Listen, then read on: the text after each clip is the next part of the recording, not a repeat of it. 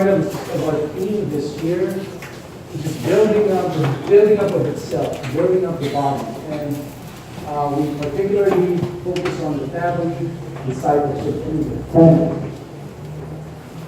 The theme today is family of God with mindset on God's interest. We build up ourselves by focusing on the things of God, not the things of men. Because the things of God build up, the things of men tear down and pull us down and take life from us. Jesus said he came to serve, not to be served, but to serve and to give his life a ransom for many. That is the very will, the very mission of Jesus, because that is concerned with God's interests and the things of God. Luke chapter 9, there's an instance there where Jesus, it says, resolutely set his face to go to Jerusalem. Some translations, it says he set his face like a flint. The New American Standard, it says he was determined to go to Jerusalem because he was going to accomplish God's will, God's interest, the things of God. And he had so much zeal that nobody and nothing and nobody could stop him. Peter expressed something contrary to that in the gospel. You know, we all know Peter, poor Peter. He always described as somebody who had his foot in his mouth. But Jesus said, I am going to accomplish my mission. I will go to Jerusalem where the elders, the priests, the scribes, they will, I will suffer in their hands and they will kill me. On the third day I will rise again. Peter, bless his heart, maybe he had good intentions, or so he thought. No, he said, no, Lord, which is contradicting, right? You don't say no and call somebody Lord, right? Because you always say, only word you can say before Lord is yes. Parang sinabing, boss, ako masusunod. Boss, hindi ko masusunod. Anyway, he said, no, Lord, God forbid that happens to you. And Jesus, right after, just a couple verses back, praised him and said to him, you are rock, and the Lord revealed something great to you, and your mouth spoke truth. Now he says to him, get behind me, Satan. Because you're not interested in the things of God, you're interested in the things of man. God's interests and man's interests. Peter was standing in his way, and he sternly rebuked him.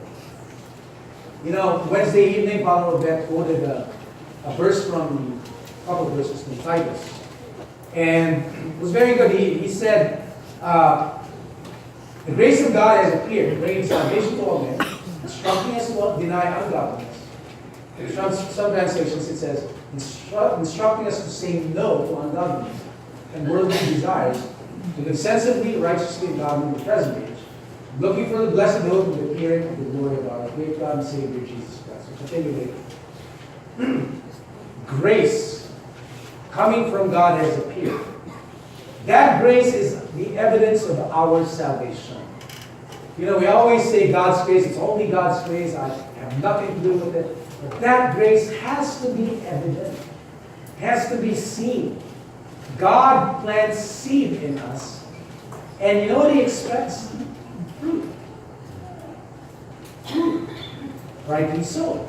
Because the seed he plants in us is programmed to produce. Remember the parable of talents? He gave talents to each one. What did the master expect? A return. Not for himself, but for our sake. Because he doesn't need anything. It's the evidence of salvation. It's the evidence of eternal life in us. Eternal life, that salvation, that grace, is equivalent to denying ungodliness, saying no to ungodliness, and living righteously and godly, looking to Jesus, who, who set an example for us and gave himself for us to redeem us. Let's continue with the second half of the. He gave himself for us to redeem us from every lawlessness and to purify for himself a people for his own possession, zealous for good deeds. To redeem us and prepare us a people zealous for good deeds. Zeal is something this generation lacks. There are very few who are zealous, who are passionate for what they do. Some are just, laid back and just they plod along and they just do things mediocre, in a mediocre way. With zeal, we say no to ungodliness, with zeal, with passion. Anything that hinders or is contrary to the things of God, we say no to with passion, with zeal, with intensity, with urgency, because we're serious about it. We don't compromise. Joseph, when he was tempted, when he was presented ungodliness by, who was it? Potiphar's wife. He didn't just say no. He ran away. He ran. No compromise. He probably knew the proverb that says, can a man take fire in his bosom and his clothes not burn? Ganun kasi iba naglalaro sa apoy, di ba? Naglalaro ng apoy. Thinking, ay, hindi ako makapasok. Hindi ako makapasok. Reminds me of Samson. Samson, napakalaki ng mga muscle niya, pero mukhang napakaliit ng brain. Yung si Delilah, tinanong siya. Delilah, na isa sa mga Pilisteo, kaaway nila. Tinanong siya ng misis niya. Ito si Delilah. Isang sila. Tinanong siya, ano ba kasi sikreto ng lakas mo? Paano ka mapapahina? Di ba? Paano ka mapapahina? Ito si Santos, hindi niya inisip. Ba't kaya lang natin? Siguro may plan, hindi niya naisip na baka may plano siya na sabihin sa mga kababayan niya kung paano ko mapasuko o mag-apil. So sinabi niya, unti-unti, you notice it, unti-unti. First he said, I forgot the details. If you use freshly dried cords or something like that, and tie my hands, but it has to be freshly dried cords, and then I will lose my strength. So tinali ni Delilah. Tapos sinabi niya, nandiyan yung mga Philistines, they are upon you. Pinutol lang ni Samson yung cords. Ang may karapatan pang magtampo, yung asawa niya. Sabi niya, niloko mo ko eh. Si Samson pa niloko ko yun. Niloko mo ko, kala ko mahal mo ko, niloko mo ko. Tinanong kita kung ano magpapahina sa'yo. Nagsinungaling ka. Hindi tuloy na nangyari tuloy, hindi ka tuloy na tuloy yung plano namin. Yung mga kasama ko, masukulit ka.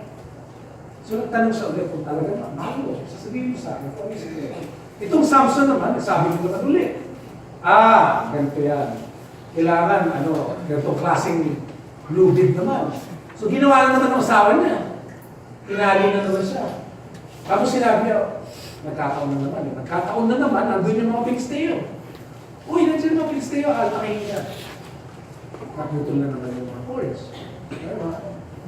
Nagalit na naman yung misis niya. Sinabi naman sa kanya, niloloko mo ako eh. Siya pa yung niloloko ngayon. Niloloko mo ako.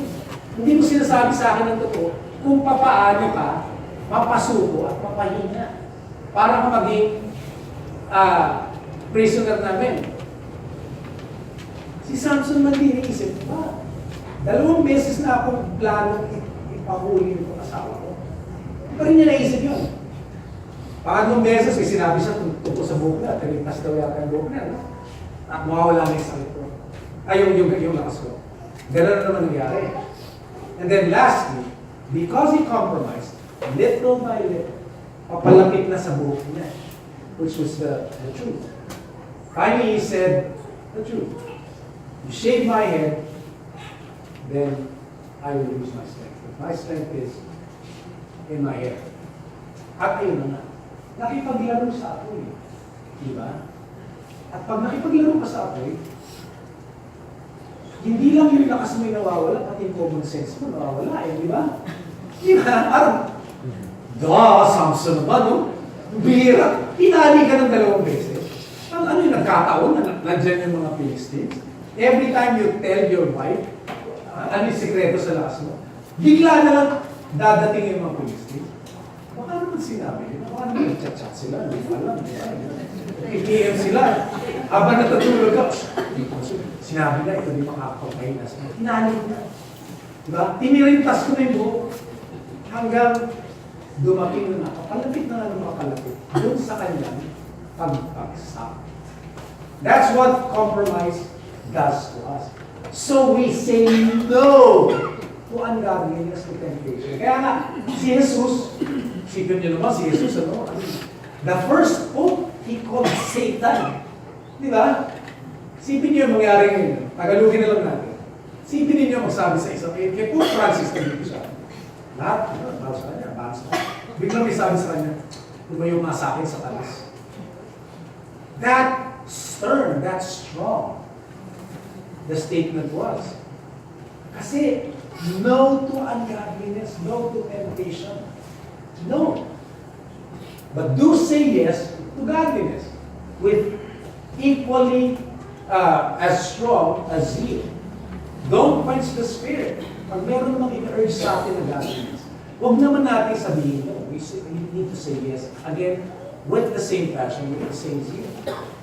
It's the Spirit who prompts us to do the will of God and guides us to God's interests. Because I remind us, I will not tire of saying this, we are partakers of the divine nature.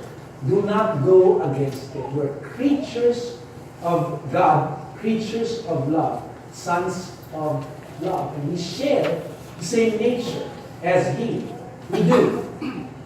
Look to the rock. Sabi, look to the rock from which you were healed. I'm not talking about Abraham, I'm talking about the rock of our salvation, God. Look to Him. Tignan ninyo yung pinanggalingan ninyo. Yung nature mo. Huwag kang maligaw. Romans chapter 12 says, let love be without hypocrisy. Kailangan natin malaman kung ano yung pinanggalingan natin, kung ano yung kalikasan natin, para malaman natin kung ano yung hypocrisy. Kasi ano bang hypocrisy? Pag bibehave ng salungat sa kalikasan. Di ba? Hypocrisy yan eh. Sabi nga ng isang Pinoy artist na pangalan ni Heather Bartolome. Di ba? Parang isang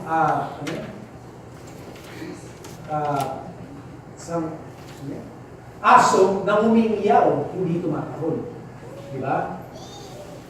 Hypocrisy yun. Kasi hindi ka pusa, huwag kang umiyaw. Tumahol ka kung aso ka. Right? If we share the divine nature, we act accordingly as well. Kasi kung hindi, kung kabaliktaran, yun yung tinatawag na ka-hypocrisy. Hypocrisy. So let love, which is God's nature, which you take after, which nature you share and you partake of, let that love be without hypocrisy. And how do you act accordingly? It continues. Bless, verse 14. Bless those who persecute you. Do not curse. If your enemy is hungry, feed him. If he is thirsty, give him a drink. Yan daw ang love without hypocrisy. Verse 2 in chapter 12. Simula yan. This is good and well-pleasing and perfect, and the perfect will of God. Sinabi ko na noon to, no? I didn't feel like I got this across. But let me just emphasize this. loving, blessing,